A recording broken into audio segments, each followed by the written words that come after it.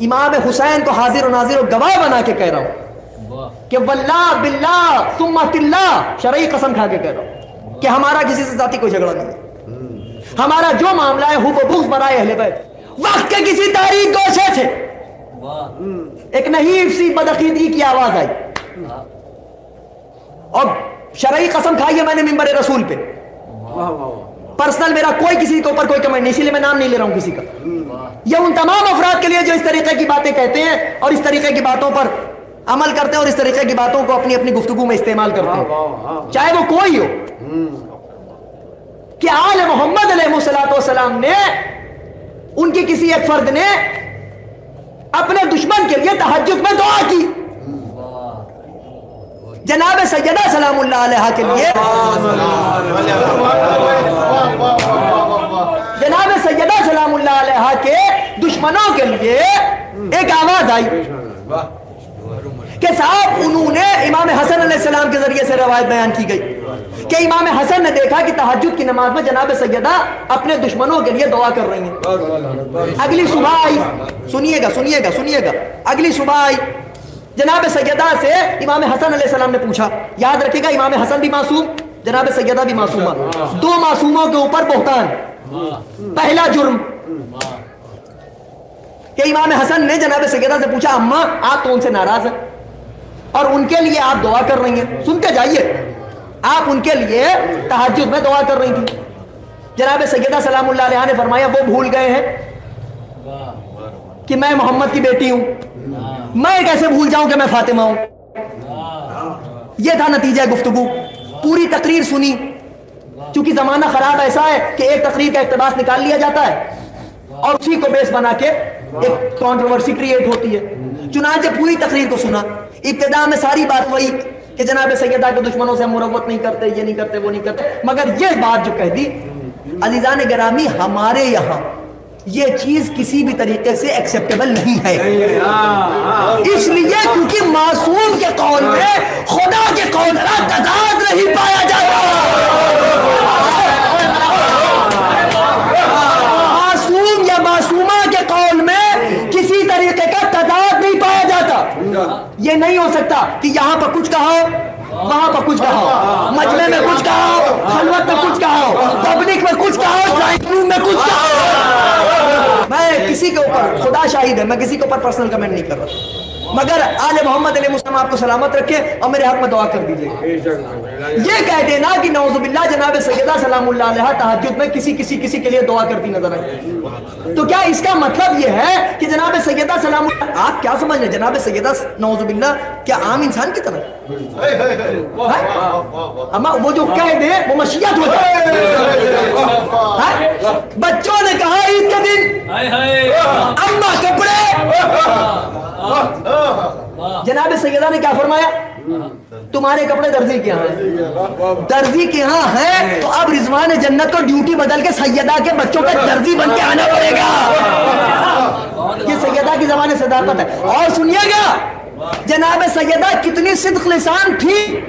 محسن نقوی شہید کے دو مصرع سنیے. میں فاطمہ ہوں، صداقت کی وہ دلیل ہوں میں. سنیے گا خدا کی قسم کیسا ہے آج کی مجلس کا. میرے نوجوان بھائی سنیں، میں فاطمہ ہوں، صداقت کی وہ دلیل ہوں میں. اگر میں کہہ دوں خدا ہے، اگر نہیں تو نہیں. محمد پر جناب سیدہ کا کمال کہ جو وہ کہہ دے وہ ہو جاتا. اگر جناب سیدہ سلام اللہ علیہ نے کہا کہ تمہارے کپڑے درزی کے ہاں ہیں تو رضوان جنت کو درزی بن کے آنا پڑے گا. تو بی بی سلام اللہ علیہ قطعاً اپنے کسی دشمن کے لیے دعا نہیں کر سکتے. اور اگر یہ روایت ہے بھی تو ہم اس کو نہیں مانتے. اس لیے نہیں مانتے کیونکہ جناب سیدہ سلام اللہ علیہ آخر وقت تک ان سے راضی نہیں تھی. خلفاء سے راضی نہیں تھی، شیخین سے راضی نہیں تھی. اور بیوی نے وصیت کی یا علی انہیں اور ان کی دونوں بیٹیوں کو نہ آنے دینا، مت آنے دیجیے گا یار. ٹھیک ہے نا. چنانچہ انہوں نے اپنی کتابوں میں بھی لکھا، ان کے ماننے والوں نے، کہ جناب سیدہ آخر حیات تک ان سے ناراض رہے اور آپ نے اسی لیے وصیت. کہ انہیں ہمارے جنازے میں نہ آنے دیں۔ اچھا ایک بات تو یہ، دوسری بات، جناب امیر سر پر ضرب لگی، ٹھیک ہے، سر پر ضرب لگنے کے بعد کیا ہوا؟ ابن ملجم پکڑ کے لایا گیا، مولا نے کیا فرمایا؟ اس کی مشکیں کھول دو، کھول دی گئی۔ پھر کیا کہا؟ پیالے شیر آیا، قاتل کو پلا دو، پلا دیا گیا۔ ایک واقعہ، دوسرا سنیے۔ چوتھے امام، رات کی تاریکی، چوتھا علی اپنے جد پہلے علی کی سیرت پر عمل کرتے ہوئے بھوکوں کو، فقیروں کو، یتیموں کو روٹیاں دینے کے لیے چلا اپنے گھر سے۔ ناقے کی پشت پر روٹیاں چل رہے ہیں، ایک نقاب پوش سامنے آ گیا، اس نے کہا مسافر ہوں، بھوکا ہوں۔ مولا نے کہا کیا چاہتا ہے؟ کہا روٹی دے دیجیے۔ کہا روٹیاں دو، ایک روٹی سے کام نہیں بنے گا۔ مولا نے کہا جا، میں ہار اس کے حوالے کروں۔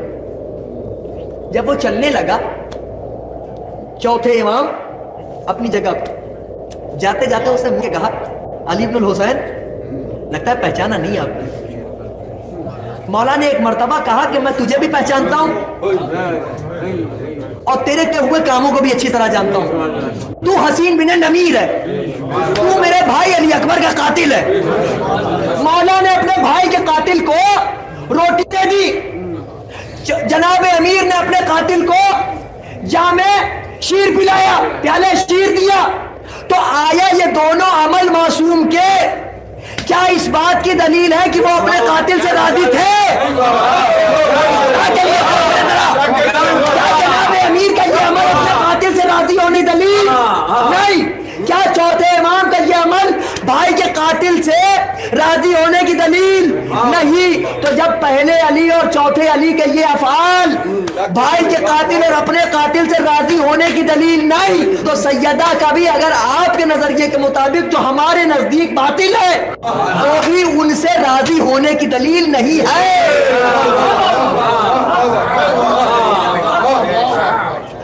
ہمارے ہاں ان روایات کو ہمارے علماء نے سختی سے کنڈم کیا ہے۔ جانے قربان ہو ایسے علماء پر جنہوں نے ساری زندگی دفاع حق اہل بیت کے لیے قلم چلایا۔ چنانچہ یہ میرا شرعی فریضہ تھا، کیونکہ ہماری پرورش بھی ایسے ہی ماحول میں ہوئی ہے کہ جہاں پر مسلسل دفاع حق اہل بیت کے لیے جد و جہد ہوتی ہے۔